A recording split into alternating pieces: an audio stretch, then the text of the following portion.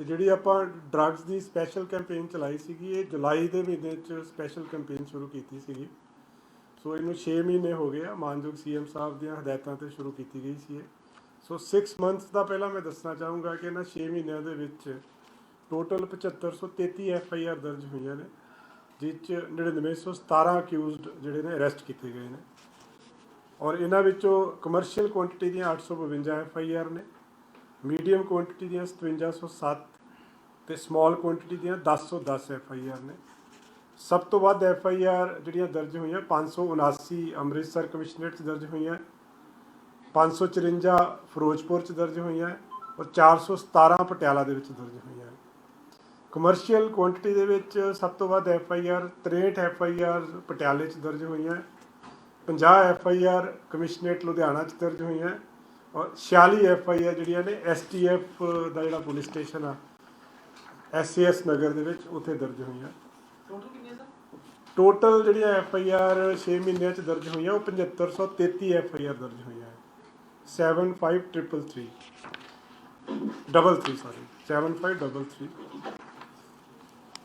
Recovery ਜਿਹੜੀ ਹੋਈ ਹੈ ਇਸ ਸਮੇਂ ਦੇ ਦੌਰਾਨ ਉਹ ਟੋਟਲ ਹੈਰੋਇਨ ਦੀ ਰਿਕਵਰੀ 565 ਕਿਲੋ ਦੀ ਰਿਕਵਰੀ ਹੋਈ ਹੈ।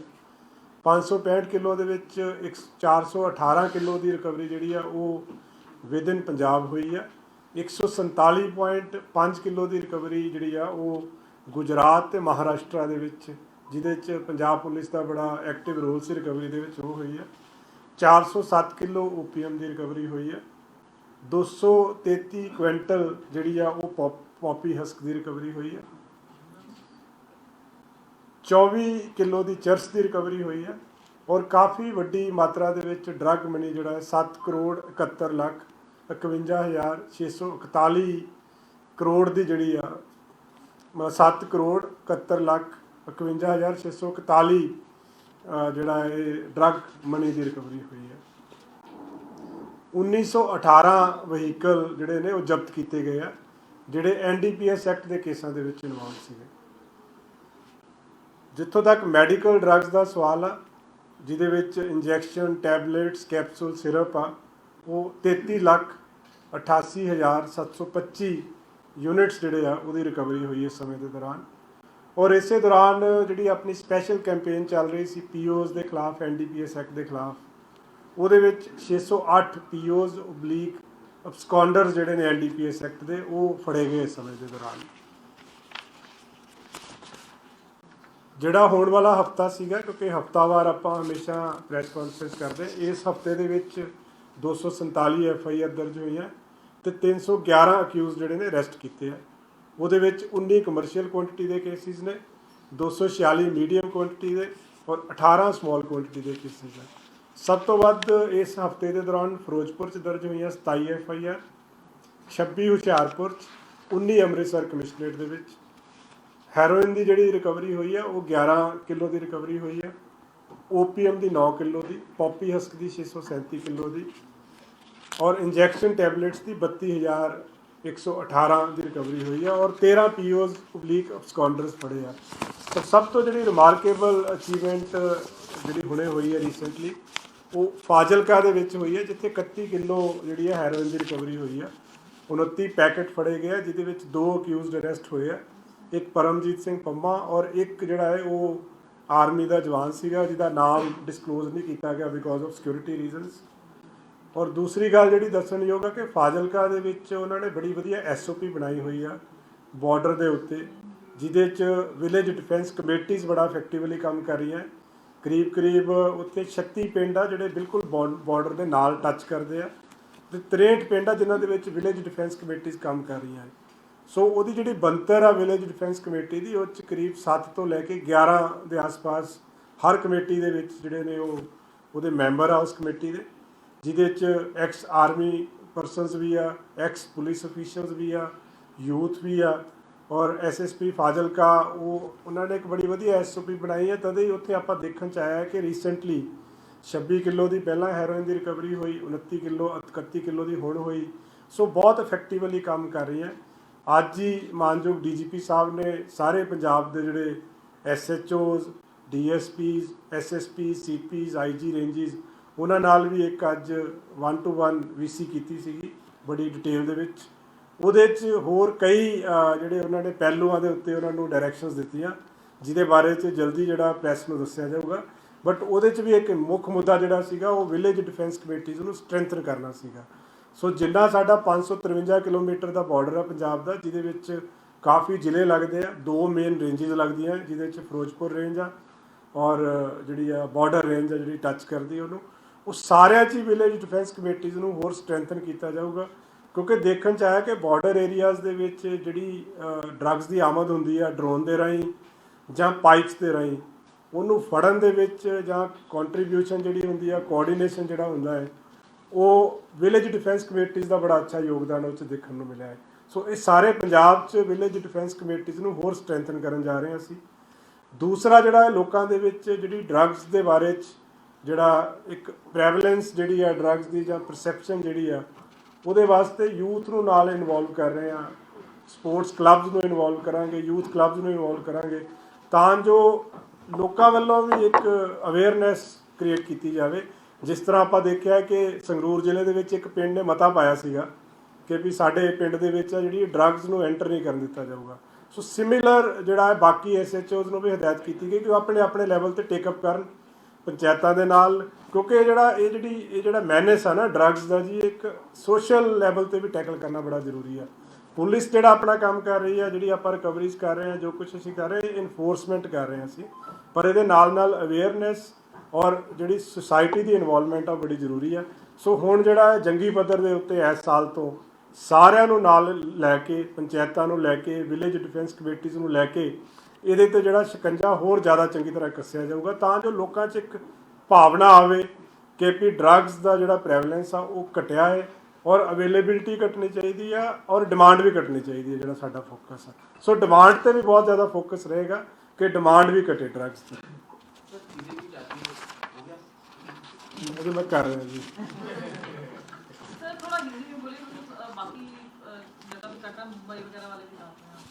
जी जी जी जो आज जो हुआ है ना, जो वहाँ पे जो AGTF के कोऑर्डिनेशन से मुंबई में, उसमें जो प्राइम ऑफिस आई अभी हमारे पास इंफॉर्मेशन आई है, बाकी डिटेल्स अभी अवेटेड है उसमें। तो 3 लोग हैं जो अरेस्ट किए हैं। एक शिवम अवतार सिंह मालो है, एक गुरमुख नरेश कुमार सिंह है और एक अमनदीप कुमार है। उसमें हमारी AGTF की जो टीम थी, जिसमें DSP राजन परमिंदर, उनकी सुपरविज़न में टीम गई हुई थी। तो वहाँ पे जो नवी मुंबई जो यूनिट है उनका, महाराष्ट्र एंटी टेररिज्म स्क्वाड का, उनके साथ मिलकर इन तीनों को अरेस्ट किया है। एक मर्डर केस है नवा शहर का, मक्खन मर्डर केस, जो काफ़ी सेंसेशनल मर्डर था, उसमें ये तीनों वांटेड थे। सोनू खत्री के ये एसोसिएट्स हैं तीनों। सो अभी हमारी टीम वहीं पे है। फर्दर जो इनकी जो इंटेरोगेशन है और इस केस की इन्वेस्टिगेशन है वो भी चल रही है, और जैसे और डिटेल्स आएगी हम शेयर करेंगे। ਇਹਦੇ ਵਿੱਚ 3 ਬੰਦੇ ਅਸੀਂ, ਜਿਹੜੀ ਸਾਡੀ ਐਂਟੀ ਗੈਂਗਸਟਰ ਟਾਸਕ ਫੋਰਸ ਆ, ਉਹਨਾਂ ਨੇ ਤੇ ਨਵੀਂ ਮੁੰਬਈ ਦੀ ਜਿਹੜੀ ਐਂਟੀ ਟੈਰਰਿਸਟ ਸਕੁਆਡ ਆ, ਉਹਨਾਂ ਦੇ ਨਾਲ ਮਿਲ ਕੇ ਇੱਕ ਜੁਆਇੰਟ ਆਪਰੇਸ਼ਨ ਦੇ ਵਿੱਚ DSP ਰਾਜਨ ਪਰਮਿੰਦਰ ਆ, ਉਹਨਾਂ ਦੀ ਸੁਪਰਵਿਜ਼ਨ ਦੇ ਵਿੱਚ 3 ਬੰਦਿਆਂ ਨੂੰ ਅਰੈਸਟ ਕੀਤਾ ਹੈ, ਜਿਹਦੇ 'ਚ ਇੱਕ ਸ਼ਿਵਮ ਅਵਤਾਰ ਸਿੰਘ ਮਾਲੋ ਆ, ਇੱਕ ਗੁਰਮੁਖ ਨਰੇਸ਼ ਕੁਮਾਰ ਸਿੰਘ ਆ ਔਰ ਇੱਕ ਅਮਨਦੀਪ ਕੁਮਾਰ ਏਲੀਅਸ ਰਾਂਚੋ ਆ। ਇਹਨਾਂ ਤਿੰਨਾਂ ਨੂੰ ਅਰੈਸਟ ਕੀਤਾ ਹੈ। ਇੱਕ ਮੱਖਣ ਮਰਡਰ ਕੇਸ ਹੋਇਆ ਸੀਗਾ, ਉਸ ਕੇਸ ਦੇ ਵਿੱਚ ਇਹ ਤਿੰਨੋਂ ਵਾਂਟਡ ਸੀਗੇ। ਤਿੰਨੋਂ ਸੋਨੂ ਖੱਤਰੀ ਜਿਹੜਾ ਉਹਦੇ ਸੋਨੂ ਖੱਤਰੀ ਦੇ ਇਹ ਐਸੋਸੀਏਟਸ ਨੇ ਤਿੰਨੋਂ। ਔਰ ਫਰਦਰ ਇਹਦੀ ਇਨਵੈਸਟੀਗੇਸ਼ਨ ਅਜੇ ਜਿਹੜੀ ਆ ਉਹ ਜਾਰੀ ਆ। ਟੀਮ ਸਾਡੀ ਅਜੇ ਉੱਥੇ ਹੀ ਆ। ਜਦੋਂ ਵਾਪਸ ਆਉਣਗੇ ਫਰਦਰ ਇਹਨਾਂ ਦੀ ਪੁੱਛਗਿੱਛ ਤੋਂ ਬਾਅਦ ਜੋ ਹੋਰ ਡਿਟੇਲਸ ਆਉਣਗੀਆਂ ਉਹ मीडिया ਦੇ ਨਾਲ ਸਾਰੀਆਂ शेयर कीतियाँ जाएंगी। ये अभी वेरीफाई कर रहे हैं, बिकॉज ये दोनों जो है ये सारे आपस में लिंक्ड हैं। रिंदा है, सोनू खत्री है, सारे लिंक्ड हैं। सो बट डायरेक्ट एसोसिएट्स ये सोनू खत्री के हैं, और बाकी जो रिंदा के बारे में भी अभी वेरीफाई किया जा रहा है इसमें।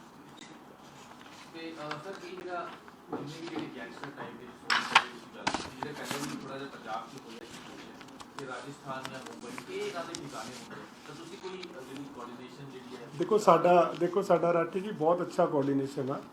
ਜਿੱਥੇ ਵੀ ਜ਼ਰੂਰਤ ਪੈਂਦੀ ਹੈ ਪੰਜਾਬ ਪੁਲਿਸ ਨੂੰ, ਉੱਥੇ ਹੀ, ਜਿੱਦਾਂ ਹੁਣ ਰਾਜਸਥਾਨ ਪੁਲਿਸ ਨਾਲ ਉਦੋਂ ਕੋਆਰਡੀਨੇਟ ਕੀਤਾ ਸੀਗਾ, ਦਿੱਲੀ ਪੁਲਿਸ ਦੇ ਨਾਲ ਰਹਿੰਦਾ ਹੈ, ਸਿਮਿਲਰਲੀ ਮੁੰਬਈ ਪੁਲਿਸ ਦੇ ਨਾਲ। ਸੋ ਸਾਰਿਆਂ ਨਾਲ ਕੋਆਰਡੀਨੇਸ਼ਨ ਰਹਿੰਦਾ ਹੈ, ਕਿਉਂਕਿ ਇੱਕ ਜੁਆਇੰਟ ਆਪਰੇਸ਼ਨ ਸੀਗਾ। ਜਿਹਦੇ 'ਚ ਇਨਪੁਟਸ ਸਾਰੀਆਂ ਪੰਜਾਬ ਪੁਲਿਸ ਦੀਆਂ ਸੀਗੀਆਂ। ਫਰਦਰ ਜਿੱਥੇ ਦੀ ਜ਼ਰੂਰਤ ਹੁੰਦੀ ਹੈ, ਜਿੱਥੋਂ ਦੀ ਪੁਲਿਸ ਦੀ ਪ੍ਰੋਪਰ, ਉੱਥੋਂ ਸਾਨੂੰ ਸਹਿਯੋਗ ਮਿਲਦਾ ਵਾ। ਔਰ ਇਹ ਜਦੋਂ ਆਪਾਂ ਸਿਰਫ ਇਸ ਦੀ ਗੱਲ ਨਹੀਂ ਕਰ ਰਹੇ, ਹੁਣ ਜਿੱਦਾਂ NCB ਨੇ ਇੱਕ ਬੜਾ ਵੱਡਾ ਰੈਕੇਟ ਫੜਿਆ ਹੈ, ਉਹਨਾਂ ਨੇ 16 ਬੰਦੇ ਜਿਹੜੇ ਨੇ ਅਰੈਸਟ ਕੀਤੇ ਨੇ ਡਰੱਗਸ ਦੇ ਕੇਸ ਵਿੱਚ। ਉਹਦੇ 'ਚ 2 ਕਲੈਂਡਸਟੀਨ ਜਿਹੜੀਆਂ ਲੈਬੋਰੇਟਰੀਜ਼ ਚੱਲ ਰਹੀਆਂ ਸੀਗੀਆਂ, ਕਾਫੀ ਵੱਡੀ ਮਾਤਰਾ ਦੇ ਵਿੱਚ ਰਿਕਵਰੀ ਹੋਈ ਆ। ਉਹ ਵੀ ਇੱਕ ਜੁਆਇੰਟ ਆਪਰੇਸ਼ਨ ਸੀਗਾ। ਜਿਹੜਾ ਸਾਡਾ ਕਾਊਂਟਰ ਇੰਟੈਲੀਜੈਂਸ ਵਿੰਗ ਆ, they were in constant touch with NCB। So NCB ਦੇ ਜਿਹੜੇ ਆਪਣੇ ਜ਼ੋਨਲ ਡਾਇਰੈਕਟਰ ਨੇ, ਉਹਨਾਂ ਨੇ ਵੀ ਬੜੀ ਵਿਸਥਾਰ 'ਚ ਇਹਦੇ ਬਾਰੇ 'ਚ ਦੱਸਿਆ ਹੈ। ਔਰ ਪੰਜਾਬ ਪੁਲਿਸ ਦਾ ਜਿਹੜਾ ਕੋਆਰਡੀਨੇਸ਼ਨ ਸੀ, ਉਹਨੂੰ ਵੀ ਐਕਨੋਲਜ ਕੀਤਾ ਉਹਨਾਂ ਨੇ। ਸੋ ਸਾਡਾ Punjab police the with NCB, with ਜਿੱਦਾਂ ਬਾਰਡਰ ਦੀ ਗੱਲ ਕਰੀਏ BSF ਦੇ ਨਾਲ, ਡਰੱਗਸ ਦੀ ਗੱਲ ਕਰੀਏ NCB ਦੇ ਨਾਲ, ਸਿਮਿਲਰਲੀ ਬਾਕੀ ਸਟੇਟਸ ਦੀਆਂ ਜਿਹੜੀਆਂ ਸਪੈਸ਼ਲਾਈਜ਼ਡ ਫੋਰਸਿਸ ਹੈ ਉਹਨਾਂ ਨਾਲ ਵੀ, ਔਰ ਸਟੇਟਸ ਦੀ ਜਿਹੜੀ ਪੁਲਿਸ ਆ ਉਹਨਾਂ ਨਾਲ ਵੀ ਬੜਾ ਵਧੀਆ ਕੋਆਰਡੀਨੇਸ਼ਨ ਆ। ਕਿਉਂਕਿ ਸਾਡੇ ਆਪਣੇ ਜਿਹੜੇ ਸਪੈਸ਼ਲਾਈਜ਼ਡ ਯੂਨਿਟਸ ਆ, ਚਾਹੇ ਉਹ ਇੰਟਰਨਲ ਸਿਕਿਉਰਿਟੀ ਹੋਵੇ, ਕਾਊਂਟਰ ਇੰਟੈਲੀਜੈਂਸ ਆ, ਐਂਟੀ ਗੈਂਗਸਟਰ ਟਾਸਕ ਫੋਰਸ ਆ, ਇਹ ਸਾਰੇ ਹੀ ਬਾਕੀ ਜਿਹੜੀਆਂ ਏਜੰਸੀਜ਼ ਆ, ਸੈਂਟਰਲ ਏਜੰਸੀਜ਼ ਦੇ ਨਾਲ ਵੀ ਔਰ ਸਟੇਟ ਏਜੰਸੀਜ਼ ਦੇ ਨਾਲ ਵੀ ਇਫੈਕਟਿਵਲੀ ਕੋਆਰਡੀਨੇਟ ਕਰਕੇ ਹੀ ਚੱਲ ਰਹੀਆਂ ਬਹੁਤ ਵਧੀਆ ਤਰ੍ਹਾਂ। ਸਰ ਇਹਦੇ ਵਿੱਚ ਅਗਰ ਦੀ ਗੱਲ ਕੀਤੀ ਜਾਵੇ, ਕੈਦੀ ਜਿਹੜੇ ਸਿੱਧੂ ਮੂਸੇਵਾਲੇ ਦੇ ਨਾਲ ਜੁੜੇ ਜਾਂ ਸਾਹਮਣੇ ਆਉਂਦੇ ਨੇ, ਜਿਨ੍ਹਾਂ ਕੈਦੀਆਂ ਨੇ ਹਮਲਾ ਕੀਤਾ ਜੇਲ੍ਹ ਦੇ ਵਿੱਚ, ਕਿਸ ਦੇ ਪਿੱਛੇ ਕੋਈ ਸਾਜ਼ਿਸ਼ ਹੋਏਗੀ ਉਹਨਾਂ ਨੇ ਹਮਲਾ? ਇਹਦੀਆਂ ਅਜੇ ਨਾ ਡਿਟੇਲਸ ਅਵੇਟਡ ਨੇ ਜੀ, ਅਜੇ ਤਾਂ ਜਸਟ ਜਦੋਂ ਮੈਂ ਆ ਰਿਹਾ ਸੀ ਉਦੋਂ ਹੀ ਪਤਾ ਲੱਗਿਆ। ਸੋ ਕੋਈ ਡਿਟੇਲਸ ਆਉਂਦੀਆਂ ਫਿਰ ਆਪਾਂ ਸ਼ੇਅਰ ਕਰ ਲਾਂਗੇ। ਅਜੇ ਤਾਂ ਬਹੁਤ ਪ੍ਰੀਲਿਮਿਨਰੀ ਜੀ ਇਨਫੋਰਮੇਸ਼ਨ ਆਈ ਹੈ। ਸਰ ਤੁਸੀਂ ਦੱਸਿਆ ਕਿ NCB ਨੇ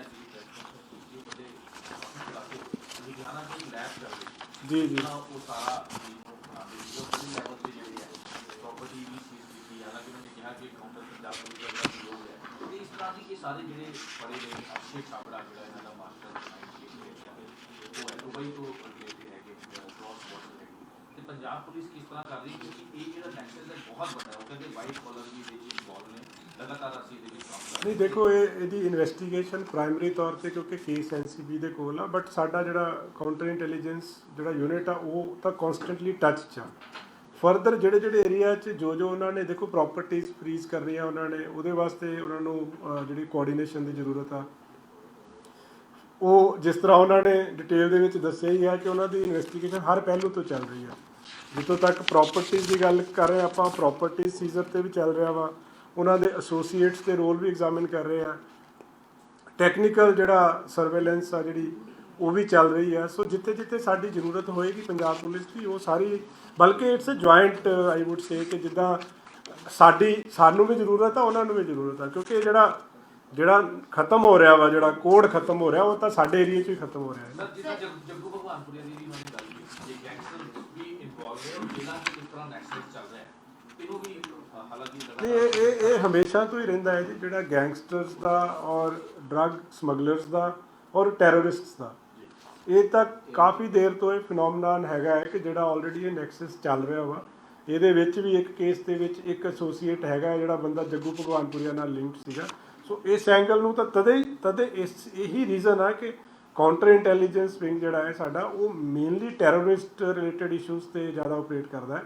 ਔਰ ਇਸ ਕੇਸ ਦੇ ਵਿੱਚ ਬਿਕੋਜ਼ ਇੱਕ ਕਾਮਨ ਐਂਗਲ ਸੀਗਾ ਨਾਰਕੋ ਟੈਰਰਿਜ਼ਮ ਦਾ ਵੀ, ਸਮਗਲਿੰਗ ਦਾ ਵੀ ਸਾਰਾ, ਉਸ ਕਰਕੇ ਉਹਨਾਂ ਨਾਲ ਲਗਾਤਾਰ ਟੱਚ ਦੇ ਵਿੱਚ ਨੇ। ਔਰ ਇਹ ਫਰਦਰ ਜਿਹੜੀ ਇਨਵੈਸਟੀਗੇਸ਼ਨ ਸਾਡੀ ਚੱਲ ਰਹੀ ਆ, ਉਹਦੇ ਵਿੱਚ ਵੀ ਅਸੀਂ ਟੱਚ 'ਚ ਵੀ ਰਵਾਂਗੇ, ਔਰ ਜਿੱਥੇ ਜਿੱਥੇ ਜ਼ਰੂਰਤ ਪੈਂਦੀ ਆ ਉਹਨਾਂ ਨੂੰ ਸਾਡੀ ਜਾਂ ਸਾਨੂੰ ਉਹਨਾਂ ਦੀ, ਉਹ ਸਾਰਾ ਪ੍ਰੋਪਰ ਕੀਤਾ ਜਾਏਗਾ। ਸਰ NCB ਨੇ ਅੱਜ ਇਹ ਗੱਲ ਵੀ ਕਹੀ ਹੈ, ਕਹਿੰਦੇ ਕਿ ਹਾਲੇ ਵੀ ਜਿਹੜੀ ਤਸਕਰੀ ਹੋ ਰਹੀ ਹੈ, ਜੋ ਵੀ ਪਲੈਨਿੰਗ ਹੋਈ ਹੈ, ਜੇਲ੍ਹਾਂ ਦੇ ਵਿੱਚ ਬੈਠੇ ਗੈਂਗਸਟਰ ਕਰ ਰਹੇ ਨੇ, ਅੰਦਰ ਹੀ ਮੀਟਿੰਗਸ ਹੋ ਰਹੀਆਂ ਨੇ, ਅੰਦਰੋਂ ਹੀ ਸਾਰੀ ਕਾਲਸ ਜਾ ਰਹੀਆਂ ਨੇ। ਉਹਦੇ ਵਾਸਤੇ ਪੰਜਾਬ ਪੁਲਿਸ ਨਹੀਂ ਦੇਖੋ, ਉਹਦੇ ਵਾਸਤੇ ਪਿਛਲੀ ਵਾਰੀ ਨਾ DGP ਸਾਹਿਬ ਨੇ ਕਾਫੀ ਡਿਟੇਲ 'ਚ ਦੱਸਿਆ ਸੀਗਾ। ਪ੍ਰਾਇਮਰੀਲੀ ਪ੍ਰਿਜ਼ਨ ਡਿਪਾਰਟਮੈਂਟ ਇਸ ਚੀਜ਼ ਨੂੰ ਕਰ ਰਿਹਾ। ਇੱਕ ਤਾਂ ਅਸੀਂ ਜੇਲ੍ਹਾਂ ਦੀ ਸਿਕਿਉਰਿਟੀ ਦੀ ਸਟਰੈਂਥਨਿੰਗ ਦੀ ਗੱਲ ਵੀ ਚੱਲ ਰਹੀ ਆ, ਉਹਦੇ ਵਿੱਚ ਕਈ ਪਹਿਲੂ ਨੇ, ਉਹਦੇ ਵਿੱਚ ਕਈ ਇਨਫਰਾਸਟ੍ਰਕਚਰਲ ਇਸ਼ੂਜ਼ ਨੇ ਜਿਨ੍ਹਾਂ ਨੂੰ ਟੈਕਲ ਕਰਨਾ ਜ਼ਰੂਰੀ ਆ। ਸੋ ਉਹ ਸਾਰੀਆਂ ਚੀਜ਼ਾਂ, ਕੁਛ ਜੇਲ੍ਹ ਨੂੰ ਹਾਈ ਸਿਕਿਉਰਿਟੀ ਜੇਲ੍ਹ ਬਣਾਉਣ ਦਾ ਵਿਚਾਰ ਕੀਤਾ ਜਾ ਰਿਹਾ ਵਾ। ਸੋ ਉਹ ਜੇਲ੍ਹਾਂ ਦੇ ਉੱਤੇ ਤਾਂ ਬਹੁਤ ਜ਼ਿਆਦਾ ਫੋਕਸ ਆ, ਬਲਕਿ ਜਿਹੜੇ ਹਾਰਡ ਕੋਰ ਕ੍ਰਿਮੀਨਲਸ ਜੇਲ੍ਹਾਂ ਦੇ ਵਿੱਚ ਬੰਦ ਨੇ, ਦੇਖੋ ਆਪਣੇ ਨੋਟਿਸ 'ਚ ਤਾਂ ਕੁਝ ਕੇਸ ਆਉਂਦੇ ਆ, ਬਹੁਤ ਸਾਰੇ ਪ੍ਰੀਵੈਂਸ਼ਨ ਵੀ ਹੁੰਦੀ ਆ ਉਹਦੇ ਵਿੱਚ। ਕਈ ਚੀਜ਼ਾਂ ਸਰਪ੍ਰਾਈਜ਼ ਚੈਕਿੰਗ ਦੇ ਵਿੱਚ ਮੋਬਾਈਲ ਫੜੇ ਜਾਂਦੇ ਆ, ਕਈ ਵਾਰੀ ਸਰਪ੍ਰਾਈਜ਼ ਚੈਕਿੰਗ ਦੇ ਵਿੱਚ ਕਈ ਜਿਹੜੇ ਤੁਸੀਂ ਕਹਿ ਲਓ ਪਲੈਨਿੰਗਸ ਜਿਹੜੀਆਂ ਨੇ ਅਨਅਰਥ ਹੋ ਜਾਂਦੀਆਂ, ਜਿਹੜੀਆਂ ਕਿ ਐਗਜ਼ੀਕਿਊਟ ਨਹੀਂ ਕੀਤੀਆਂ ਜਾਂਦੀਆਂ। ਸਰ ਇਹਦੇ ਵਿੱਚ ਇਹ ਵੀ ਹੋਏਗਾ ਕਿ ਤੁਸੀਂ ਕਹਿ ਰਹੇ ਹੋ ਕਿ ਹਾਈ ਸਿਕਿਉਰਿਟੀ ਜੇਲ੍ਸ ਬਣੂਗੀਆਂ ਤੇ ਫਿਰ ਨਹੀਂ ਆਈ ਮੀਨ ਟੂ ਸੇ ਕਿ ਇਹ ਤਾਂ ਇੱਕ ਕਨਸਟੈਂਟ ਜਿਹੜਾ ਪ੍ਰੋਸੈਸ ਆ। ਜਿਹੜੀਆਂ ਜੇਲਸ ਪ੍ਰੈਜ਼ੈਂਟ ਐਗਜ਼ਿਸਟਿੰਗ ਜੇਲਸ ਆ ਉਹਨਾਂ ਨੂੰ ਵੀ ਸਟਰੈਂਥਨ ਕਰਨ ਦੀ ਗੱਲ ਚੱਲ ਰਹੀ ਆ ਕਿ ਉਹਨਾਂ ਨੂੰ ਕਿਸ ਤਰੀਕੇ ਨਾਲ, ਕਿਉਂਕਿ ਦੇਖੋ ਪਹਿਲਾਂ ਅਸੀਂ ਜੇਲ੍ਹਾਂ ਦੇ ਵਿੱਚ ਸਪੈਸ਼ਲ ਸੈੱਲਸ ਬਣਾਏ ਸੀਗੇ, ਫਿਰ ਪੈਰਾਮਿਲਟਰੀ ਫੋਰਸਿਸ ਨੂੰ ਉਹਨਾਂ ਸੈੱਲਸ ਦਾ ਚਾਰਜ ਵੀ ਦਿੱਤਾ ਗਿਆ ਹੈ, ਉਹਦੇ ਨਾਲ ਕਾਫੀ ਜ਼ਿਆਦਾ ਫਰਕ ਪਿਆ ਵਾ ਅਜੇ ਵੀ। ਬਟ ਕੁਝ ਕੇਸਿਸ ਇੱਦਾਂ ਦੇ ਆਉਂਦੇ ਕਿ ਜਿੱਦਾਂ ਕਈ ਵਾਰੀ ਬਾਹਰੋਂ ਸੁੱਟ ਦਿੱਤੇ ਜਾਂਦੇ ਆ ਮੋਬਾਈਲ, ਬਹੁਤ ਸਾਰੇ ਮੋਬਾਈਲ ਅਬੈਂਡਨਡ ਫੜੇ ਜਾਂਦੇ ਆ। ਜੇ ਤੁਸੀਂ ਕਹੋ ਕਿ 100 ਦੀ ਪਿਲਫਰੇਜ ਹੁੰਦੀ, ਕਾਫੀ ਸਾਰੇ ਵਿੱਚੋਂ ਫੜੇ ਜਾਂਦੇ ਆ, ਕੁਝ ਸਰਪ੍ਰਾਈਜ਼ ਚੈਕਿੰਗ 'ਚ ਫੜੇ ਜਾਂਦੇ ਆ। ਇਨ ਸਪਾਈਟ ਆਫ ਦੈਟ ਇਨਸੀਡੈਂਟਸ ਇੱਦਾਂ ਦੇ ਨੋਟਿਸ 'ਚ ਆ ਰਹੇ ਆ ਕਿ ਜਿੱਥੇ ਮਿਸਯੂਜ਼ ਮੋਬਾਈਲਸ ਦਾ ਹੋ ਰਿਹਾ ਵਾ ਫॉर ਕ੍ਰਿਮੀਨਲ ਐਕਟੀਵਿਟੀ। ਸੋ ਉਹ ਲਗਾਤਾਰ ਇਹ ਇੱਕ ਕਨਸਟੈਂਟ ਸਾਡਾ ਪ੍ਰੋਸੈਸ ਜਾਰੀ ਆ ਕਿ ਇਹਨੂੰ ਕੁਝ ਟਾਈਮ ਦੇ ਵਿੱਚ ਆਈ ਫੀਲ ਕਿ ਜਿਉਂ prison department and police department ਇਹਨੂੰ ਇਸ ਚੀਜ਼ ਨੂੰ ਕਰਬ ਕਰ ਦੇਵਾਂਗੇ ਅਸੀਂ ਓਵਰ ਪੀਰੀਅਡ।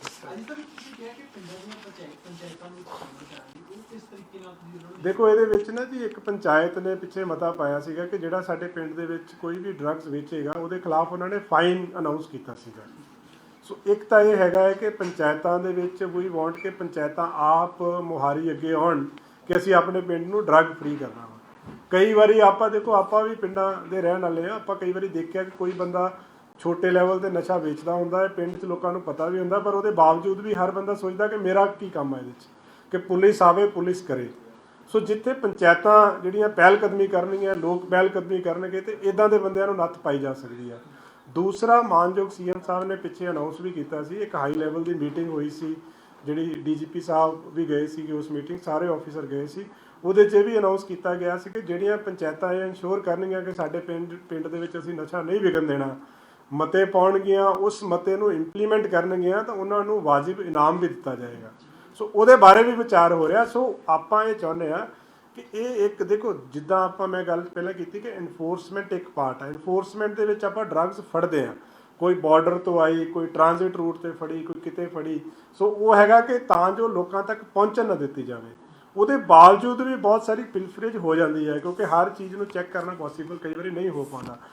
ਅਸੀਂ ਇਹ ਚਾਹੁੰਦੇ ਹਾਂ ਕਿ ਗਰਾਊਂਡ ਲੈਵਲ ਦੇ ਉੱਤੇ ਪਿੰਡਾਂ ਦੇ ਵਿੱਚ ਇਸ ਤਰ੍ਹਾਂ ਦਾ ਮਾਹੌਲ ਕ੍ਰੀਏਟ ਕਰ ਦਿੱਤਾ ਜਾਵੇ ਕਿ ਕੋਈ ਬੰਦਾ ਡਰੱਗਸ ਵੇਚਣ ਦੀ ਹਿੰਮਤ ਹੀ ਨਾ ਕਰੇ। ਪਿੰਡਾਂ ਦੇ ਵਿੱਚ, ਪਿੰਡਾਂ 'ਚ ਇਸ ਤਰੀਕੇ ਦਾ ਮਾਹੌਲ ਹੋਵੇ ਕਿ ਜਿਹੜਾ ਬੰਦਾ ਡਰੱਗਸ ਵੇਚਦਾ ਹੈ ਉਹਦਾ ਸੋਸ਼ਲ ਬਾਈਕਾਟ ਹੋਵੇ, ਉਹਦੇ ਖਿਲਾਫ ਕਾਰਵਾਈ ਹੋਵੇ, ਉਹਦੀ ਇਨਫੋਰਮੇਸ਼ਨ ਸ਼ੇਅਰਿੰਗ ਹੋਵੇ ਪੁਲਿਸ ਦੇ ਨਾਲ, ਤਾਂ ਜੋ ਦੋਨੇ ਪਹਿਲੂਆਂ ਤੋਂ, ਹਰ ਪਹਿਲੂ ਤੋਂ ਕੱਟ ਆਫ ਹੋ ਜਾਏ ਉਹ ਬੰਦਾ। ਸੋ ਉਹਦੇ ਨਾਲ ਇੱਕ ਮੁਹਿੰਮ ਪਿੰਡਾਂ ਦੇ ਵਿੱਚ ਛਿੜੇਗੀ, ਜਿਹਦੇ ਨਾਲ ਸਾਨੂੰ ਇਹ ਲੱਗਦਾ ਹੈ ਕਿ ਉਹਦੇ ਨਾਲ ਆਪਾਂ ਇਸ ਚੀਜ਼ ਦੇ ਉੱਤੇ ਠੱਲ ਪਾਵਾਂਗੇ, ਕਿਉਂਕਿ ਡਿਮਾਂਡ ਨੂੰ ਘਟਾਉਣਾ ਜ਼ਰੂਰੀ ਆ। ਜਦੋਂ ਡਿਮਾਂਡ ਘਟੇਗੀ ਤਾਂ ਜਿਹੜੀ ਸਪਲਾਈ ਆਪਣੇ ਆਪ, ਉਹਦੀ ਜਦੋਂ ਡਿਮਾਂਡ ਘਟਦੀ ਹੈ ਸਪਲਾਈ ਵੀ ਘਟ ਜਾਂਦੀ ਹੈ ਉਹਦੇ ਨਾਲ। ਦੂਜਾ ਸਵਾਲ ਇਹ ਹੈ ਕਿ ਸਰਕਾਰ ਨੇ ਕਿਹਾ ਸੀ ਕਿ ਅਸੀਂ ਜ਼ਮੀਨਾਂ ਕੁਝ ਕਰਾਂਗੇ, 7500 ਕੇਸੀ ਤੁਸੀਂ ਐਫਆਈਆਰ ਦਿੱਤੀਆਂ ਨੇ, ਇਹਦੇ ਵਿੱਚੋਂ ਕਿੰਨੀ ਕੁ ਆਇਡੈਂਟੀਫਾਈ ਤੁਸੀਂ? ਦੇਖੋ ਇਹਦੇ ਵਿੱਚ ਨਾ ਜੀ ਇੱਕ ਪ੍ਰੋਸੈਸ ਹੁੰਦਾ ਹੈ ਜਿਹਦੇ 'ਚ ਆਪਾਂ ਕਮਰਸ਼ੀਅਲ ਕੁਆਂਟੀਟੀ ਜਦੋਂ ਕਿਸੇ ਤੋਂ ਫੜਦੇ ਆ ਨਾ, ਉਸ ਜਾਂ ਜਿਹਨੂੰ ਪਨਿਸ਼ਮੈਂਟ 10 ਸਾਲ ਤੋਂ ਉੱਪਰ ਹੋਈ ਹੁੰਦੀ ਕਿਸੇ ਕੇਸ ਦੇ ਵਿੱਚ, ਉਹਦੀ ਪ੍ਰਾਪਰਟੀ ਫਰੀਜ਼ ਕਰ ਸਕਦੇ ਆ ਆਪਾਂ। ਬਹੁਤ ਸਾਰੇ ਕੇਸਿਸ ਦੇ ਵਿੱਚ ਕੀ ਹੁੰਦਾ ਕਿ ਕਮਰਸ਼ੀਅਲ ਕੁਆਂਟੀਟੀ ਦੀ ਰਿਕਵਰੀ ਹੋ ਜਾਂਦੀ ਹੈ ਪਰ ਬੰਦੇ ਦੀ ਪ੍ਰਾਪਰਟੀ ਹੁੰਦੀ ਨਹੀਂ ਹੈ ਕਈ ਵਾਰੀ। ਸੋ ਹੁਣ ਇਹ ਪ੍ਰੋਸੈਸ ਅਸੀਂ ਦੁਬਾਰਾ ਇਨੀਸ਼ੀਏਟ ਕੀਤਾ ਹੈ। ਅੱਜ ਦਾ ਵੀ ਇਹ ਫੋਕਸ ਸੀਗਾ ਜਿਹੜੀ ਤੁਸੀਂ ਗੱਲ ਕਰ ਰਹੇ, ਇੱਕ ਤਾਂ ਇਹ ਪ੍ਰਾਪਰਟੀ ਫਰੀਜ਼ ਕਰਨਾ ਵੀ ਇੱਕ ਫੋਕਸ ਸੀਗਾ ਕਿ ਜਿੰਨੇ ਬੰਦੇ ਕਮਰਸ਼ੀਅਲ ਕੁਆਂਟੀਟੀ ਦੇ ਵਿੱਚ ਇਨਵੋਲਵ ਆ ਉਹਨਾਂ ਦੀਆਂ ਪ੍ਰਾਪਰਟੀਜ਼ ਆਇਡੈਂਟੀਫਾਈ ਕੀਤੀਆਂ ਜਾਣ। 68 F NDPS ਐਕਟ ਦਾ ਇੱਕ ਸੈਕਸ਼ਨ ਹੈ ਜਿਹਦੇ ਤਹਿਤ ਪ੍ਰਾਪਰਟੀ ਜਿਹੜੀ ਹੈ ਫਰੀਜ਼ ਕੀਤੀ ਜਾ ਸਕਦੀ ਹੈ। ਸੋ ਉਹ ਪ੍ਰੋਸੈਸ ਆਲਰੇਡੀ ਅਸੀਂ ਸ਼ੁਰੂ ਕੀਤਾ ਹੋਇਆ ਹੈ। ਦੇਖੋ ਲਾਸਟ ਈਅਰ ਕਾਫੀ ਹੋਈਆਂ ਸੀਗੀਆਂ, ਹੁਣ ਇਸ ਟਾਈਮ ਮੇਰੇ ਕੋਲ ਡਾਟਾ ਨਹੀਂ ਹੈ। ਇਫ ਯੂ ਵਾਂਟ ਆਪਾਂ ਨੈਕਸਟ ਵੀਕ ਸ਼ੇਅਰ ਕਰ ਦਾਂਗੇ। ਕਾਫੀ ਪ੍ਰਾਪਰਟੀਜ਼ ਜਿਹੜੀਆਂ ਫਰੀਜ਼ ਹੋਈਆਂ। ਅੱਜ ਸਰ ਦੇਖਿਆ ਜਾਂਦਾ ਕਿ ਬਹੁਤ ਸਾਰੇ ਜਿਹੜੇ ਇਹੋ ਜਿਹੇ ਨਸ਼ਾ ਵੇਚਣ ਵਾਲੇ ਤਸਕਰ ਹੁੰਦੇ ਨੇ, ਉਹਨਾਂ ਨੂੰ ਘਰਦਿਆਂ ਨੇ ਬੇਦਖਲ ਕੀਤਾ ਹੁੰਦਾ, ਤੇ ਫਿਰ ਉਸ ਮਾਮਲੇ ਦੇ ਵਿੱਚ ਕੀ ਹੈਗਾ ਜਿਹੜੇ ਘਰ ਨਹੀਂ ਉਹਦੇ 'ਚ ਦੇਖੋ ਇਹ ਇਦਾਂ ਨਹੀਂ ਹੁੰਦਾ ਜੀ। ਜਿਹੜਾ ਲਾਅ ਆ ਨਾ ਜੀ, ਉਸ ਵਿਅਕਤੀ ਦੇ ਨਾਮ, ਉਹ ਲਾਅ ਬੜਾ ਸਪਸ਼ਟ ਆ ਔਰ ਉਹਦੇ ਵਿੱਚ ਇਦਾਂ ਸਟ੍ਰੇਟ ਫਾਰਵਰਡ ਨਹੀਂ ਹੈ। ਉਹਦੇ 'ਚ ਬੜੇ ਸਟ੍ਰਿੰਜੈਂਟ ਆ, ਜਿਹੜੀ ਪ੍ਰਾਪਰਟੀ ਆ ਉਸ ਬੰਦੇ ਦੇ ਨਾਮ ਤੇ ਹੋਣੀ ਚਾਹੀਦੀ ਆ, ਜਾਂ ਉਹਦੇ 'ਚ ਬਕਾਇਦਾ ਮੈਂਬਰ ਦੇ ਨਾਮ ਲਿਖੇ ਕਿਹਦੇ ਨਾਮ ਤੇ ਹੋ ਸਕਦੀ ਆ, ਪਿਛਲੇ 6 ਸਾਲਾਂ ਦੇ ਵਿੱਚ ਖਰੀਦੀ ਹੋਣੀ ਚਾਹੀਦੀ ਆ। ਸੋ ਆਪਾਂ ਪ੍ਰਾਈਮਾ ਫੇਸਾਈ ਪਹਿਲਾਂ ਐਸਟੈਬਲਿਸ਼ ਕਰਨਾ ਹੁੰਦਾ ਹੈ ਕਿ ਜਿਹੜੀ ਪ੍ਰਾਪਰਟੀ ਹੈ ਇਹ ਵਾਕਿਆ ਹੀ ਡਰੱਗ ਮਨੀ ਤੋਂ ਹੀ ਆਈ ਹੈ ਪ੍ਰਾਪਰਟੀ। ਸੋ ਉਹ ਐਸਟੈਬਲਿਸ਼ ਮੁੱਢਲੇ ਤੌਰ ਤੇ, ਬਹੁਤ ਡੈਪਥ 'ਚ ਨਹੀਂ, ਮੁੱਢਲੇ ਤੌਰ ਤੇ ਐਸਟੈਬਲਿਸ਼ ਕਰਕੇ ਕਿ ਜਿਹੜੀ ਇਹਦੀ ਪ੍ਰਾਪਰਟੀ ਬਣੀ ਹੈ ਡਰੱਗ ਮਨੀ ਤੋਂ ਬਣੀ ਹੈ। ਫਿਰ ਫਰੀਜ਼ਿੰਗ ਦਾ ਪ੍ਰੋਸੈਸ ਹੁੰਦਾ ਹੈ ਔਰ ਉਹ ਬੜਾ ਇੱਕ ਲੰਬਾ ਪ੍ਰੋਸੈਸ ਆ। ਉਹ ਕੰਪੀਟੈਂਟ ਅਥਾਰਟੀ ਕੋਲੇ ਜਾਂਦੀ ਹੈ, ਕੰਪੀਟੈਂਟ ਅਥਾਰਟੀ ਅਪਰੂਵ ਕਰਦੀ ਆ, ਬੰਦੇ ਕੋਲੇ ਅਪੀਲ ਕਰਨ ਦੀ ਵੀ ਉਹਦੇ ਵਿੱਚ ਜਿਹੜੀ ਆ ਫੈਸਿਲਿਟੀ ਹੁੰਦੀ ਹੈ, ਕੋਈ ਅਪੀਲ ਵੀ ਕਰ ਸਕਦਾ ਹੈ। ਸੋ ਮੁੱਢਲੇ ਤੌਰ ਤੇ ਦੇਖਿਆ ਜਾਂਦਾ ਕਿ ਜਿਹੜੀ ਪ੍ਰਾਪਰਟੀ ਉਹਨੇ ਬਣਾਈ ਆਪਣੇ ਨਾਮ ਤੇ ਜਾਂ ਆਪਣੇ ਕਿਸੇ ਰਿਸ਼ਤੇਦਾਰ ਦੇ ਨਾਮ ਤੇ, ਉਹ 'ਚ ਪੂਰੀ ਲਿਸਟ ਆ ਕਿਹਦੇ ਨਾਮ ਤੇ ਹੋ ਸਕਦੀ ਹੈ। ਉਹ ਪਿਛਲੇ 6 ਸਾਲਾਂ 'ਚ ਬਣੀ ਹੋਣੀ ਚਾਹੀਦੀ ਆ ਔਰ ਮੁੱਢਲੇ ਤੌਰ ਤੇ ਇਹ ਲੱਗਦਾ ਹੋਣਾ ਚਾਹੀਦਾ ਕਿ ਡਰੱਗਸ ਤੋਂ ਬਣੀ ਆ। ਸੋ ਉਹ ਪ੍ਰੋਪਰ ਦੇਖ ਕੇ ਫਿਰ ਕੀਤਾ ਜਾਂਦਾ ਵਾ। सर जैसे बाकी स्टेट्स में है कि बुलडोजर से प्रॉपर्टी हटाई जा रही है। नहीं, हम जो whatever जो लीगल मीन्स है हमारे पास वो सारे हम यूज़ कर रहे हैं इसमें। तो फ्रीज करना जो है that is through proper channel under 68F NDPS act में ही होता है, उसी में ही हम करते हैं इसको But there is no contemplation as far as bulldozer. नहीं, जो लॉफुल प्रोसेस है we follow the lawful process. ਅੱਜ ਸਾਹਿਬ ਇੱਕ ਹਾਈ ਕੋਰਟ ਨੇ ਬੜੀ ਹੁਣੇ ਰਿਮਾਰਕਸ ਦਿੱਤੀ ਹੈ ਇੱਕ ਡਰੱਗ ਪੈਡਲਰ ਦੀ ਬੇਸ ਤੇ ਕਿ ਪੰਜਾਬ ਵਿੱਚ ਖਰੀਦਦਾਰ ਦੀ ਤੇ ਵੇਚਣ ਵਾਲੇ ਦੀ ਬਹੁਤ ਜ਼ਿਆਦਾ ਵੱਧ ਗਏ ਆ।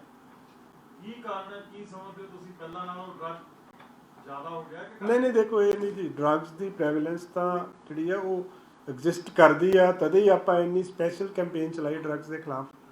ਕੈਂਪੇਨ ਚਲਾਉਣ ਦਾ ਮਤਲਬ ਇਹ ਹੈ ਕਿ ਜਿਹੜੀ ਇੱਕ ਮੈਨੇਜ ਸੁਸਾਇਟੀ ਦੇ ਵਿੱਚ ਹੈਗਾ ਵਾ, ਪਰ ਸਾਡਾ ਹੁਣ ਜਿਹੜਾ ਫੋਕਸ ਆ ਉਹ ਹੈਗਾ ਕਿ ਬੈਕਵਰਡ ਫਾਰਵਰਡ ਲਿੰਕੇਜ ਸਾਰਿਆਂ ਨੂੰ ਫੜਿਆ ਜਾਵੇ। ਜਿਹਦੇ ਤੋਂ ਡਰੱਗ ਫੜੀ ਜਾਂਦੀ ਆ ਉਹ ਪਿੱਛੋਂ ਕਿੱਥੋਂ ਲੈ ਕੇ ਆਇਆ ਸੀ, ਉਹਨੇ ਅੱਗੇ ਕਿੱਥੇ ਸਪਲਾਈ ਕਰਨੀ ਸੀਗੀ। ਹੁਣ ਇਹ ਦੇਖੋ ਇਹ ਪੁਲਿਸ ਦੀ ਐਕਟਿਵਨੈਸ ਹੀ ਆ ਤੇ ਇੰਨੀ ਵੱਡੀ ਕੁਆਂਟੀਟੀ ਦੇ ਵਿੱਚ ਹੁਣ ਫਾਜ਼ਿਲਕਾ ਦੇ ਵਿੱਚ 31 ਕਿਲੋ ਦੀ ਜਿਹੜੀ ਡਰੱਗ ਆ ਫੜੀ ਗਈ ਆ ਸਿਰਫ ਉਹਨਾਂ ਦੀ ਪ੍ਰੋ ਐਕਟਿਵਨੈਸ ਕਰਕੇ। ਕਿ ਜਿਹੜੇ ਬੰਦੇ ਆ ਦੇਖੋ ਇਹਦੇ ਵਿੱਚ ਦੇਖੋ ਕਿੰਨਾ ਮਤਲਬ ਇਹਨਾਂ ਦਾ ਕਿੱਦਾਂ ਦਾ ਸਿਸਟਮ ਆ ਕਿ ਜਿਹੜੇ ਬੰਦੇ ਨੇ ਉੱਥੋਂ ਚੱਕੀ ਆ ਉਹਨੂੰ ਨਹੀਂ ਪਤਾ ਸੀ ਕੌਣ ਉਹਨੂੰ ਡਾਇਰੈਕਸ਼ਨ ਦੇ ਰਿਹਾ ਹੈ, ਜਿੱਥੇ ਉਹਨੇ ਪਹੁੰਚਾਉਣੀ ਉਹਨੂੰ ਨਹੀਂ ਪਤਾ, ਉਹ ਇੱਕ ਚੁੱਕ ਕੇ ਅੱਗੇ ਪਹੁੰਚਾਉਣੀ ਸੀ ਔਰ ਕਿੰਨੀ ਵੱਡੀ ਕੁਆਂਟੀਟੀ ਦੇ ਵਿੱਚ ਉਹ ਸਪਲਾਈ ਕਰ ਰਿਹਾ ਸੀਗਾ।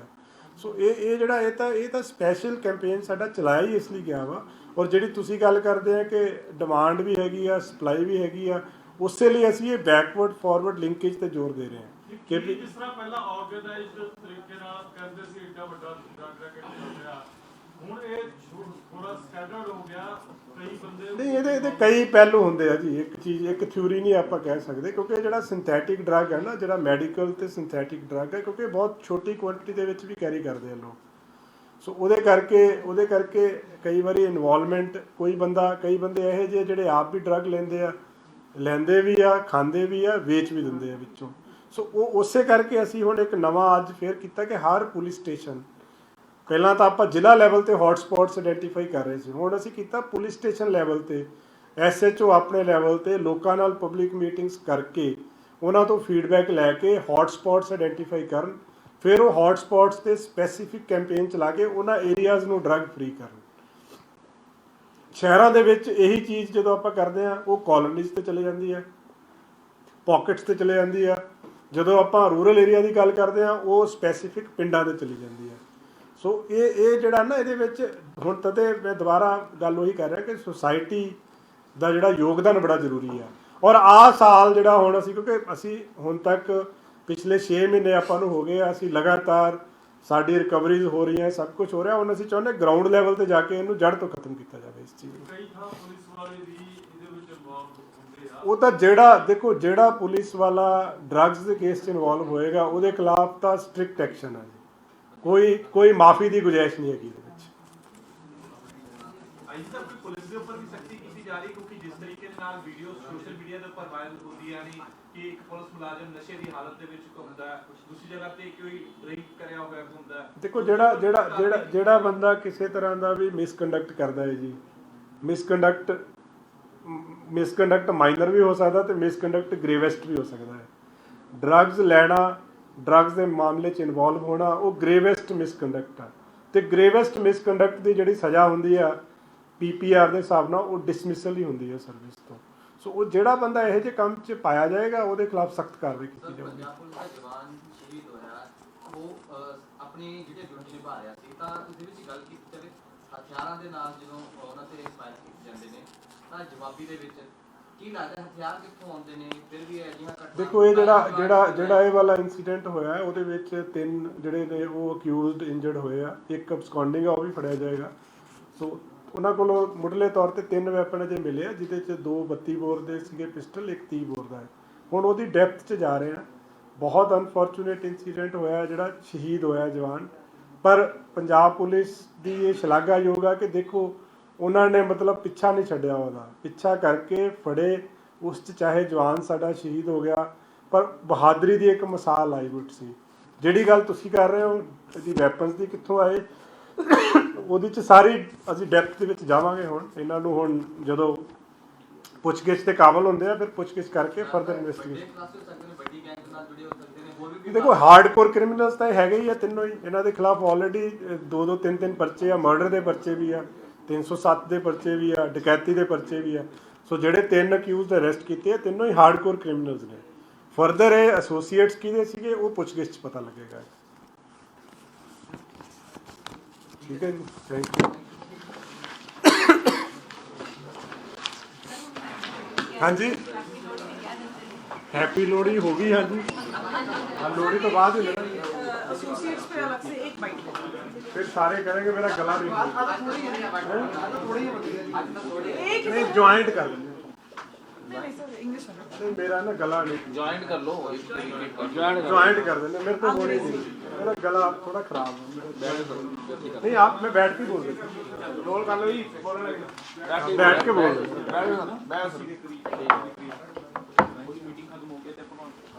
नहीं सर अजी पीसीएस भी खत्म हो गई। मतलब इंग्लिश से वोट के मैं सेम चीज रिपीट कर रहा सर इनको पता नहीं अंग्रेजी में चाहिए कि नहीं हिंदी में बोल दो सर। सर मैं एक अंग्रेजी में हूँ। मैं एक अंग्रेजी च बोल देना फिर हिंदी च बोल देना, मेरी अंग्रेजी थोड़ी वीक है। नहीं आप पहले हिंदी में बोलिए मैं इंग्लिश में हैं? अजी तक नहीं कोई गल नहीं। सर देश आपके साथ